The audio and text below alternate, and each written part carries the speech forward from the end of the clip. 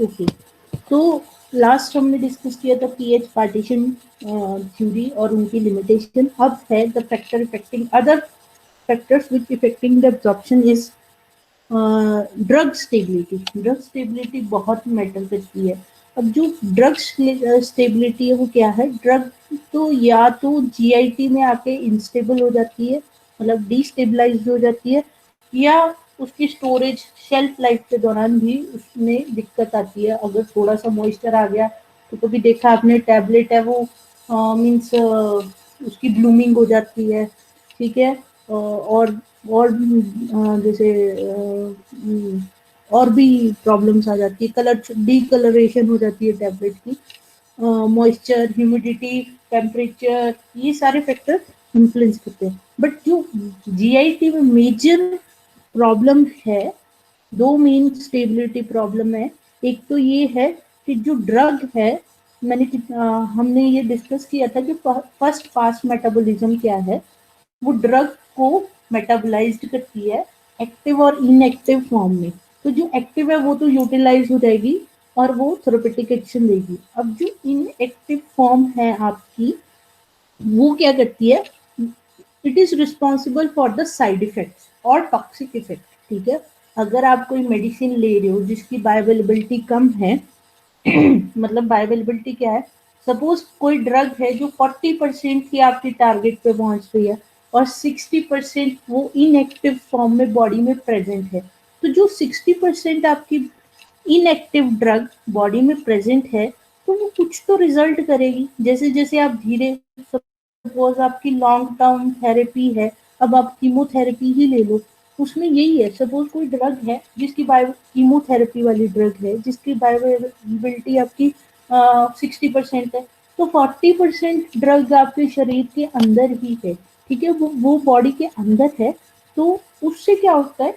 जो inactive form है वो आपकी साइड इफेक्ट क्रिएट करते हैं. जैसे कीमोथेरेपी के दौरान हेयर लॉस हो जाता है, अदर जो ऑर्गन्स होते हैं उन पे इफेक्ट पड़ता है. तो ये सारा क्या बोलते हैं, हमें देखना पड़ता है कि ड्रग जो एक्टिव मतलब कि डिग्रेड तो नहीं हो रही जीआईटी में.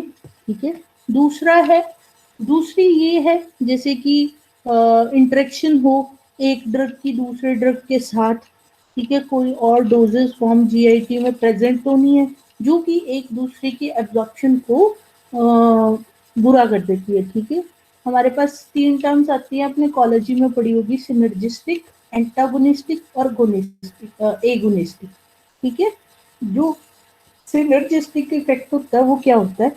एक ड्रग और दूसरी ड्रग मिलके अच्छा असर दे रही है.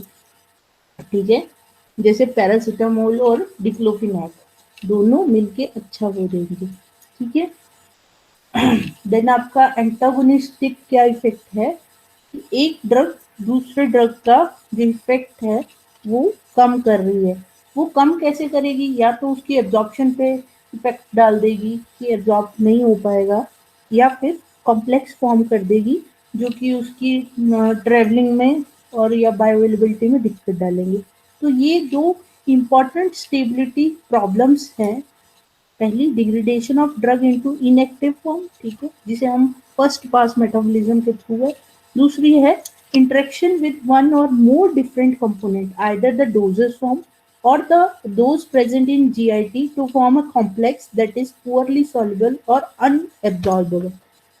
ठीक है, तो जो ड्रग स्टेबिलिटी है वो डिपेंड करती है आपकी फार्मास्यूटिकल फैक्टर्स के ऊपर. मेरी आवाज आ रही है ना? Hello yes ma'am. Hello. Okay, actually थोड़ा सा मैं जहाँ पे हूँ वहाँ पे नेटवर्क इशू रहता है, अगर कुछ भी होता है तो मुझे बता देना. ठीक है, तो अब है हमारे फार्मास्यूटिकल फैक्टर्स जो ड्रग स्टेबिलिटी को इफेक्ट करते हैं. अब आप बोलोगे ड्रग स्टेबिलिटी को फार्मास्यूटिकल फैक्टर्स कैसे इफेक्ट करते हैं? तो सबसे पहले है हमारा फैक्टर डिसइंटीग्रेशन टाइम. ये होता है हमारा टैबलेट और कैप्सूल का. डिसइंटीग्रेशन टाइम क्या है? हर टर्म का नाम है वो खुद को एक्सप्लेन कर देता है. डिसइंटीग्रेट मतलब टूटना, ब्रेकिंग. तो अगर आपकी टैबलेट ब्रेक डाउन नहीं होगी तो वो सॉल्यूशन फॉर्म में कैसे जाएगी, ठीक है। तो हमने स्टार्टिंग में एक फ्लो डायग्राम पढ़ा था कि सबसे पहले जो टैबलेट होती है वो ब्रेक डाउन होती है, देन ब्रेक डाउन होने के बाद वो सॉल्यूशन फॉर्म में जाती है और देन वो एब्जॉर्ब होती है।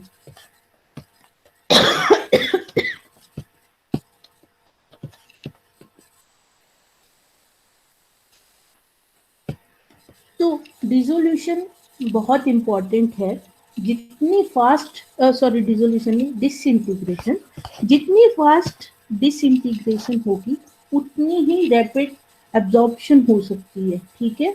जो डिसइंटीग्रेशन टाइम है वो आपकी अमाउंट ऑफ बाइंडर और कंप्रेशन फोर्स के ऊपर डिपेंड करता है। अब अमाउंट ऑफ बाइंडर क्या चीज है? बाइंडर वो है जो हमारी ड्रग को बाकी एक्सिपिएंट के साथ जोड़ के रखता है, ठीक है। तो जैसे कि हाँ, अब मैं कैसे एग्जांपल दूं आपको? अ,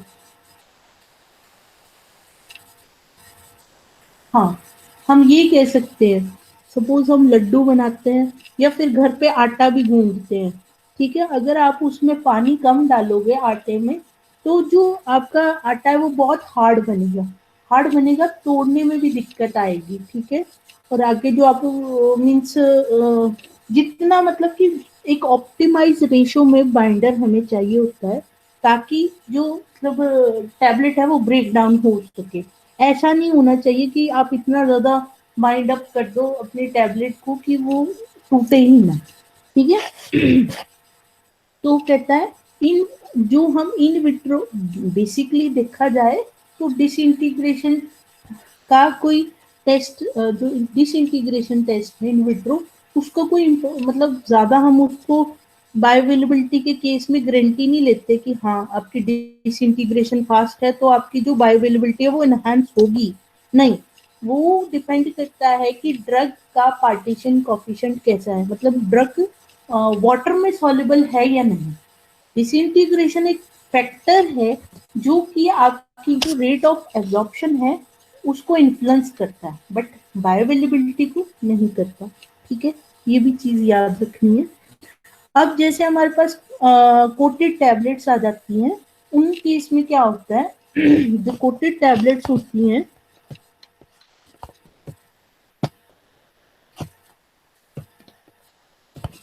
जो कोटेड टैबलेट्स होती हैं उनका डिसइंटीग्रेशन टाइम ज्यादा होता है, क्योंकि कोटेड टैबलेट्स का मतलब ही, कोट हम क्यों करते हैं? कोट बेसिकली हम इसीलिए करते हैं कि जो उसका मतलब एब्जॉर्प्शन है उस वो एक्सटेंड हो जाए, ठीक है।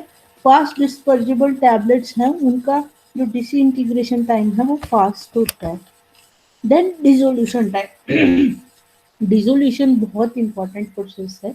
डिसोल्यूशन हमने पीछे पढ़ा था, it is a mass transfer, ठीक है, from the solid surface to the liquid surface, या फिर हम कह सकते हैं the solid surface of drug to the bulk of the liquid surface, ठीक है, लिक्विड फेस। जो आपका ये मास ट्रांसफर होता है, ये डिसोल्यूशन जितना टाइम ड्रग पानी में डिसॉल्व होने में लेती है उसको हम डिसोल्यूशन दे देते कहते हैं। ये टाइम डिसोल्यूशन टाइम है, इम्पोर्टेंट फैक्टर है जिससे हमारी बायोअवेलेबिलिटी का पता लगता है। आपको अगर बायोअवेलेबिलिटी में कोई भी चेंजेस करनी है, then dissolution time is one of the parameter to enhance और ऑप्टिमाइज द बायोअवेलेबिलिटी। अब जो डिसोल्यूशन टाइम है ये आपका मैन्युफैक्चरिंग वेरिएबल्स के ऊपर डिपेंड करता है, ठीक है। रिजोल्यूशन टाइम है ये आपका किस चीज पे डिपेंड करता है? रिजोल्यूशन टाइम आपका मैन्युफैक्चरिंग वेरिएबल्स के ऊपर डिपेंड करते हैं, जो कि फर्दर आपके दो चीजों के ऊपर डिपेंड करती है, that is method of granulation और कंप्रेशन फोर्स। कंप्रेशन फोर्स एक तरह की बाइंडिंग फोर्स भी है, जो क्या बोलते हैं, जो आपके क्रिस्टलाइन सॉलिड्स होते हैं वो हम जितना ज्यादा, कौन सी टैबलेट कंप्रेस टैबलेट होती है? ऐसे जो क्रिस्टलाइन पाउडर होती है, होते हैं ड्रग्स, उसको हम कंप्रेस्ड कर सकते हैं क्योंकि वो कंप्रेसेबल होते हैं और उनकी geometry otherwise other nature of drug is little bit hard to compress, मतलब कंप्रेशन फोर्स से आपको उसको या तो आप उसे ग्रेनुलेट बनाएं तब वो कंप्रेस्ड होगी। तो ग्रेनुलेशन मेथड में क्या है, वो कैसे रोल प्ले करता है, आपने पढ़ा होगा बायो फार्माटेक में कि granulation is of 3 type, dry, wet और अदर मेथड्स है ना। तो जो वाइडली एक्सपेक्टेड जो एक्सेप्टेड मेथड है वो है वेट ग्रेनुलेशन, ठीक है। और कन्वेंशनल टेक्निक्स में यही यूज किए जाते हैं, वेट ग्रेनुलेशन ही की जाती है, बिकॉज जो टैबलेट्स वेट ग्रेनुलेशन से बनती है उनकी जो वो फास्ट डिजॉल्व होते हैं। बाकी वेट ग्रेनुलेशन लिमिटेड हो जाती है दो फैक्टर्स के कारण, एक तो फॉर्मेशन ऑफ क्रिस्टल ब्रिज और दूसरी होती है केमिकल डिग्रेडेशन, मतलब उसके हाइड्रोलिसिस वगैरह हो जाती है, ठीक है। तो मेथड ऑफ ग्रेनुलेशन के बाद फिर हम method of direct compression applied करते हैं। तो जो डायरेक्ट कंप्रेशन है वो जितनी ज्यादा फोर्स होगी उतना ही जो टैबलेट है वो फास्ट रेट से डिजॉल्व होगी। देन जो कंप्रेशन फोर्स है टैबलेटिंग में, अब कंप्रेशन फोर्स का क्या रोल है, आपकी जो कंप्रेशन फोर्स है उससे हमें टैबलेट की density, porosity, hardness, disintegration time और डिसोल्यूशन रेट सब हम कंप्रेशन फोर्स के अकॉर्डिंग ये सब फैक्टर कंट्रोल कर सकते हैं, ठीक है। जितनी ज्यादा कंप्रेशन होगी उतनी ज्यादा डेंसिटी होगी, और जितनी ज्यादा डेंसिटी होगी उतना ही हार्ड आपका टैबलेट होगा। टैबलेट जितनी हार्ड होगी उससे आपकी पोरोसिटी डिक्रीज कर जाएगी। पोरोसिटी बेसिकली क्या होती है, पोरोसिटी का रोल क्या है, पोरोसिटी मतलब कि हाउ मच होलो, मतलब कि उसमें अगर हम देसी भाषा में कहें तो ये कहेंगे कि सब्सटेंस में छेद कितने हैं, ठीक है। बिकॉज अगर वहां पे होल होंगे तो जो आपका सॉल्यूशन है वो इजीली पेनिट्रेट कर पाएगा ड्रग को, ठीक है। और हमारी डिसोल्यूशन या एब्जॉर्प्शन कैसे फास्ट होती है, जितना पोरस सब्सटेंस होगा वो उतना ही इजीली डिसॉल्व होगा। तो कह रहा है हाई कंप्रेशन से जो आपकी पोरोसिटी है वो डिक्रीज कर जाती है, और उसके कारण से जो पेनिट्रेबिलिटी है सॉल्वेंट की टैबलेट में जाने से वो कम हो जाती है, ठीक है।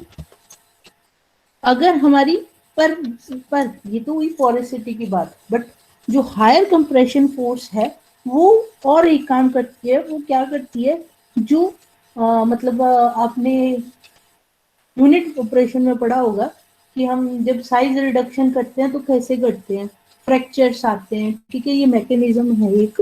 तो उसमें सेम ऐसा ही है, जैसे आप किसी चीज पे ज्यादा प्रेशर डालते हो तो उसमें फ्रैक्चर की फॉर्मेशन हो जाती है। मतलब फ्रैक्चर का यहाँ क्या मीनिंग है, जो आपकी cracks, it means development of cracks. तो यहाँ क्या होता है, जैसे ही आप हायर प्रेशर, एक तरफ हम ये कह रहे हैं कि उसकी पोरोसिटी कम हो गई है, ठीक है, पेनिट्रेबिलिटी उसकी कम हो गई है, बट अदर साइड क्या होता है कि अगर आप प्रेशर ज्यादा अप्लाई करते हो तो जो आपके फ्रैक्चर मतलब ड्रग पार्टिकल्स में फ्रैक्चर की फॉर्मेशन हो जाती है, जो उसको स्मॉल मतलब उसकी पार्टिकल साइज रिड्यूस कर देते हैं, जिसकी वजह से जो उनका सरफेस एरिया है वो इंक्रीज कर जाता है। Effective surface area, not surface area, effective surface area.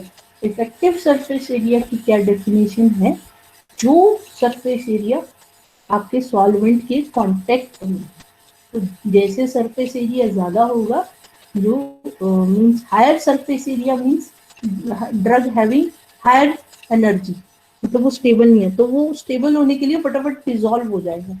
Dissolve होएगा तो इससे हमारा अल्टीमेट रिजल्ट क्या है, डिसोल्यूशन रेट इनहांस हो जाएगी टैबलेट की, ठीक है।